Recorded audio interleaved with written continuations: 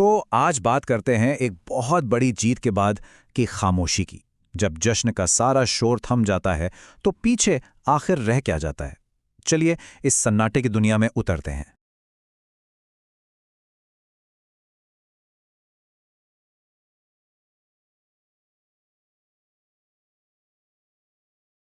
Carlos Miranda की गिरफ्तारी के बाद तो शहर में जैसे त्योहार का माहौल था। हर अखबार की हेडलाइन, हर न्यूज़ चैनल की ब्रेकिंग न्यूज़, सोशल मीडिया पर चल रही हर पोस्ट, सब जगह बस एक ही कहानी थी, खामोश फाइल्स केस का अंत। ऐसा लग रहा था मानो कोई बहुत बड़ी जंग जीत ली गई हो और हर कोई उस जीत का हिस्सा बनना चाहता था।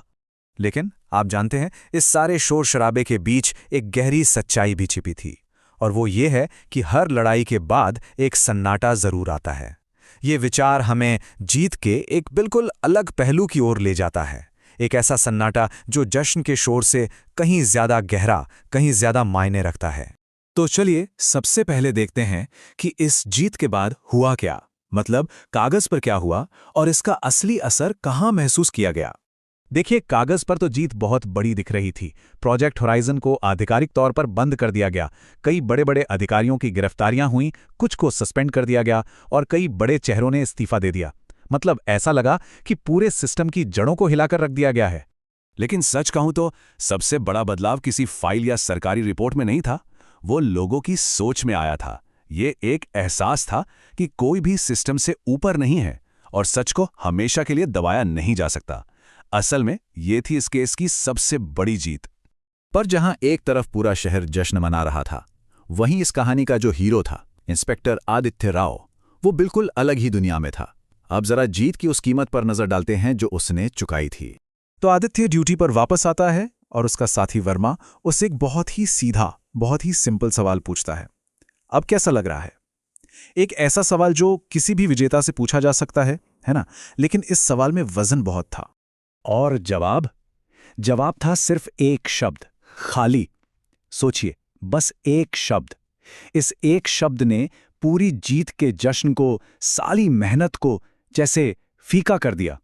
ये बताता है कि जीत के शिखर पर पहुंचकर भी इंसान अंदर से कितना अकेला और खोखला महसूस कर सकता है।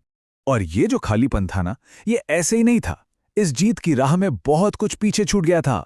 रघु की जान, वो 4 कर्मचारी जिनकी जिंदगी चली गई, और उनकी वो खामोशी जो सिस्टम के खिलाफ सबसे बड़ी गवाही बन गई। हर जीत की एक कीमत होती है, और ये उस कीमत की एक छोटी सी लिस्ट थी।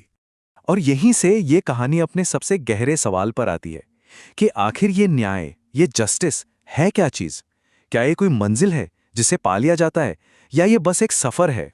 यहां पर हमें न्याय को देखने के दो बिल्कुल अलग अलग नजरिए मिलते हैं।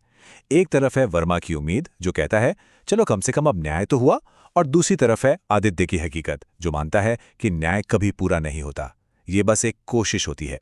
ये दिखाता है कि एक ही सच्चाई को दो लोग कितने अलग तरीकों से देख सकते हैं। लेकिन कहते हैं ना, हर अंधेरी रात के बाद सुबह होती है। आदित्य के इस खालीपन के बीच भी एक नई उम्मीद की किरण दिखती है। चलिए देखते हैं कि कहानी आगे कैसे बढ़ती है। और फिर कुछ बहुत ही मामूली सा होता है। उसकी टेबल पर एक नई केस फाइल आती है। आदित्य उसे खोलता है और बस अचानक उसकी आंखों में वही पुरानी वाली चमक लौट आती है। वो बस एक शब्द कहता है, फिर से। और इसी एक शब्द में उसका मकसद, उसकी पहचान, सब कुछ वापस आ जाता है। और बाहर शहर अपनी रफ्तार से चल रहा था। लोग अपनी अपनी जिंदगी में व्यस्त थे, इस बात से पूरी तरह बेखबर कि उनके पैरों के नीचे से कितनी बड़ी साजिश की जमीन खिसका दी गई है। और शायद यही ठीक भी था। जरूरी नहीं कि हर किसी को हर लड़ाई के बारे में पता हो। तो आखिर में हम कहाँ पहुंचते हैं? हम इस कहानी के सार तक पहुंचते हैं कि ये एक ऐसी लड़ाई है, एक ऐसी कहानी है जिसका शायद कोई अंत है ही नहीं।